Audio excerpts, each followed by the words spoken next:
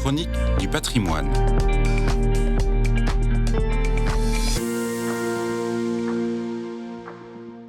Quand on parle du patrimoine des chrétiens d'Orient, il ne faut pas oublier l'aspect immatériel.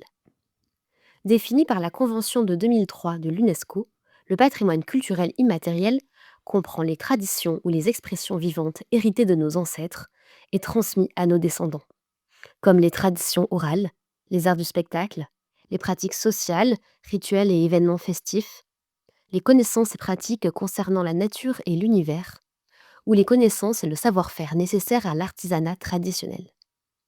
Le patrimoine immatériel est une véritable mémoire vivante et constitutive de l'identité des peuples. Parmi les éléments classés régulièrement à l'UNESCO, des dizaines concernent les patrimoines des chrétiens d'Orient. Prenons un exemple avec le patrimoine immatériel arménien.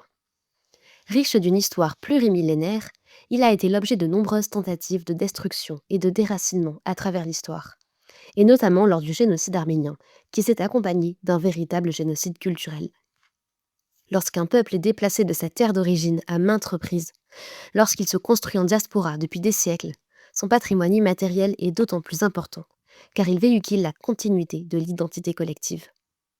C'est aujourd'hui le défi des Arméniens d'Artsakh, privés de leur terre historique envahie par l'Azerbaïdjan, et dont la culture est menacée d'effacement et de réappropriation par la politique azérie.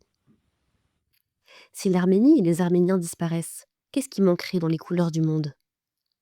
Pour préserver les patrimoines immatériels, il faut les transmettre, favoriser des situations qui permettent aux communautés de les faire vivre, mais sans les figer, sans les folkloriser, en continuant à parler l'arménien et ses nombreux dialectes, en transmettant des savoir-faire ancestraux, comme la fabrication des khatchkars, ces pierres-croix symboliques de la foi arménienne, en continuant à créer dans la musique, la danse, les arts, en transmettant les récits, contes et légendes, un patrimoine oral et écrit, en pratiquant la liturgie arménienne, les fêtes, les pèlerinages.